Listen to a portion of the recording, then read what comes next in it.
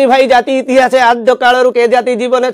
सूर्य ढालुची उदय भानुर रश्मि आत्मजव काजे केन्द्रित करी अलंधु मनरु अक्षय ऐश्वर्य कलंक देइछि बस्मि शुणिछ कि केबे केउठी केकाळे सैकत रेणुरे कृष्णत्व देखिछि स्वप्न रे सुधा केउ जाति जय देव गीत गोविंदर अमृते भरिछि ए जातिर प्राण दीप्त भास्कर्य रुद्धिमंत करी जातिर गुप्त वैभव पढ़िछ कि केबे केबई पृष्ठारे के जाति जनता स्वीकृति देइछि गाई आळटाकू सिरे घेनिबाकू चक्रवर्तीर मुकुट रूपरे भासेना गुणर पूजारी महानता पाछे जाति धर्म वर्ण संकीर्णता सबु छोट तेणु ए ओडिया आह्वान करुछि जाग्रत नेत्रे सेवा धर्म धरी अचिरे अम्लाने सम्राधक समृद्ध कर पीठ तेबे सिना हब ए जातिर टेक सत्य संग्रामी हे उठ नैष्टिक विप्लवी उठ उठ हे ओडिया उठ अरे चिरकाल जे जीतिकी आसीछि से किया हारिबो आजी हारिबे केवल नष्ट धर्मी दुष्ट राक्षस पारी मुंड टेकुछि टेकिब तो सदा दुर्जय रणराचे जीतिब संग्रामी सत्य अनुगामी महासंग्रामर शेषे मुहितार कवि मुहितार कथाकार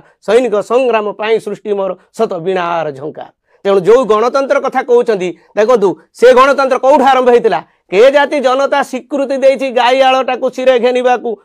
सेतबेले राजतंत्र मुंड काटे जिवो तार छुआ हबो छोट पिला हितले भी हबो किंतु सेतबेले एठी कपिलेन्द्र देव कपिला गाई जगुथिबा सी एठी हेछि एटा गणतंत्र पृथ्वीर कोठी थिला अमेरिकार